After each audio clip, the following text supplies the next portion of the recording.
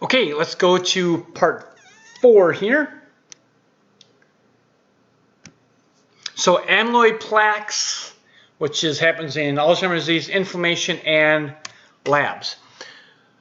So beta-amyloid plaque, Alzheimer's disease, abbreviated AD. So here's what Dr. Bredesen says. He says the dogma behind amyloid plaque, the sticky plaque that builds up in the brain of Alzheimer's patients, as the main evil in Alzheimer's disease is actually what?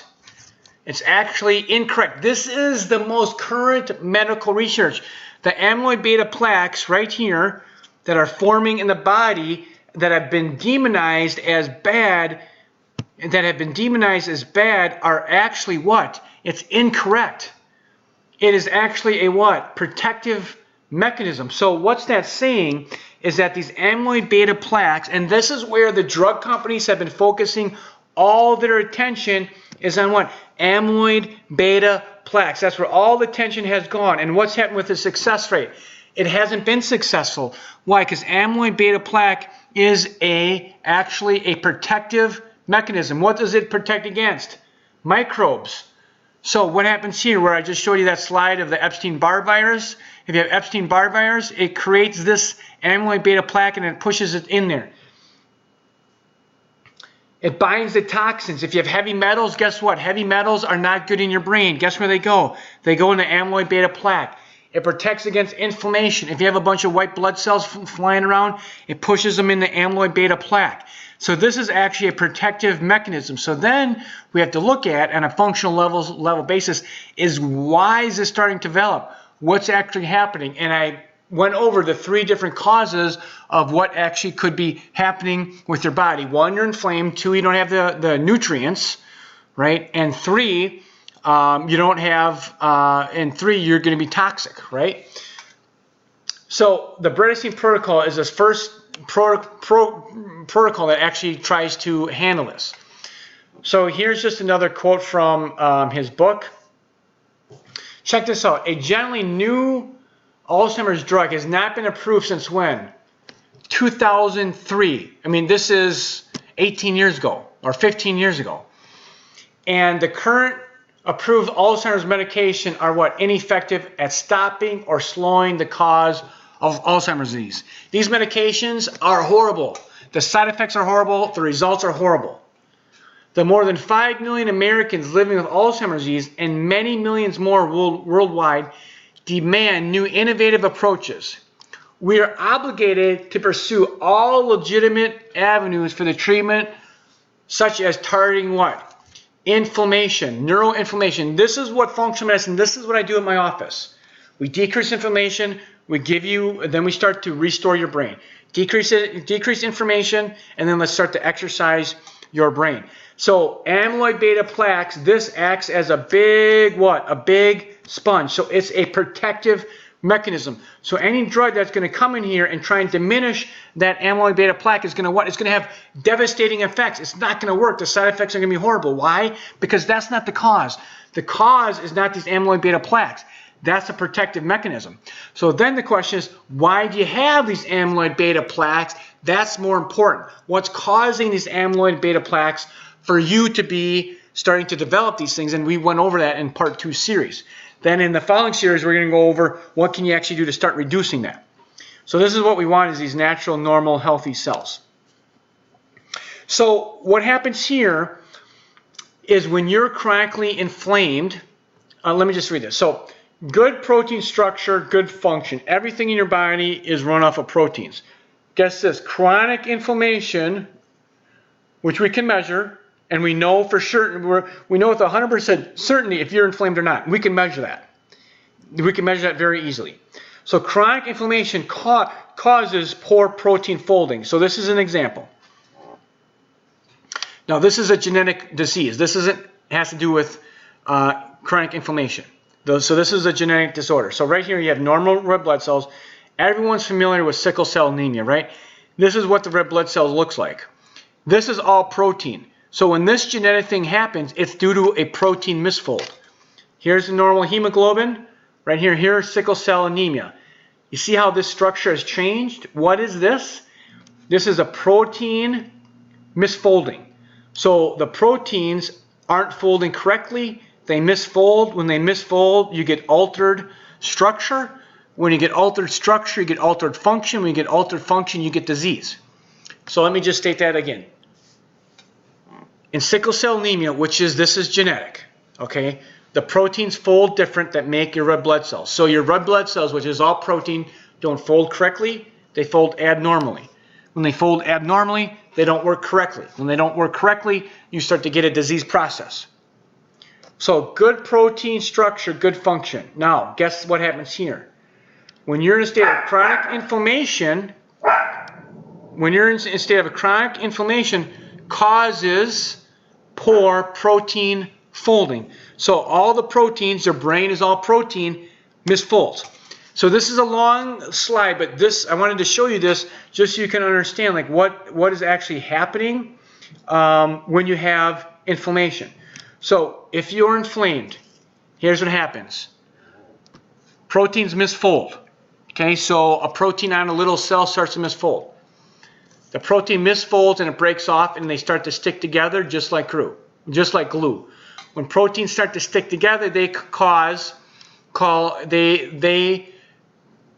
create what we call tau proteins and alpha-synuclein break off and start to cause more inflammation, neurodegeneration. This happens in Alzheimer's disease right here. Okay, so just telling you that these proteins are inflamed, these proteins break off, they start to aggregate, they start to stick together, and they start to cause neuroinflammation, neurodegenerative changes. When does this happen? It happens only when you're what? Inflamed.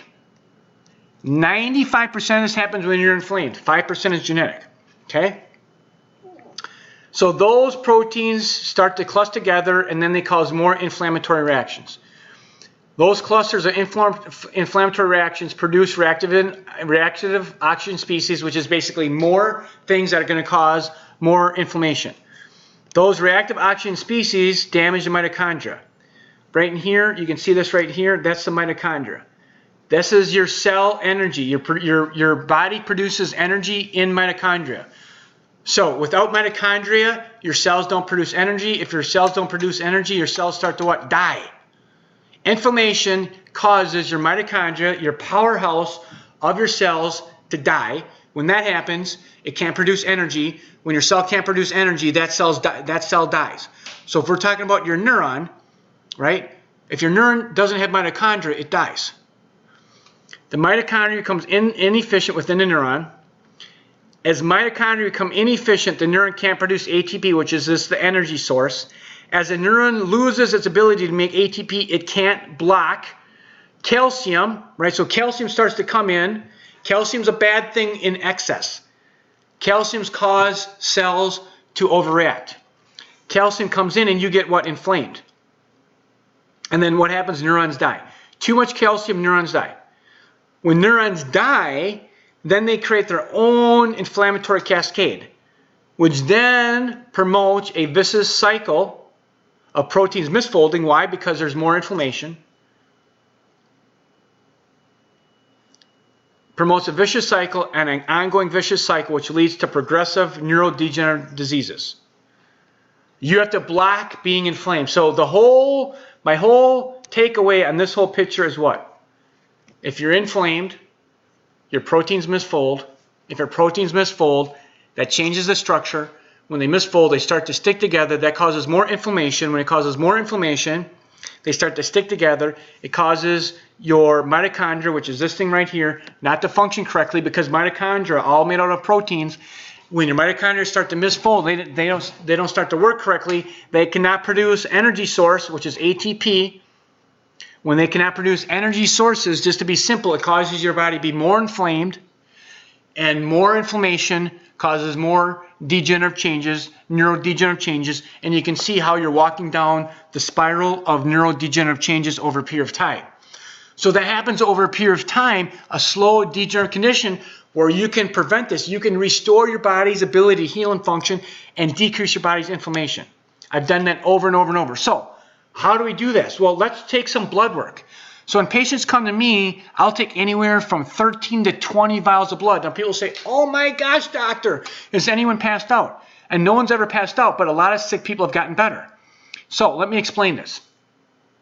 This right here, this would be the optimal range. So what I mean by that, the optimal range is that's where normal, healthy people live, is in this optimal range right here, okay? Then we have the standard range, which is the medical range. So we want people to be in this optimal range right here. This is where we want your labs to be. Okay, so this lady came into me. So you can see this is initial her labs right here. And then this is the current labs right there, all right? So what's happening here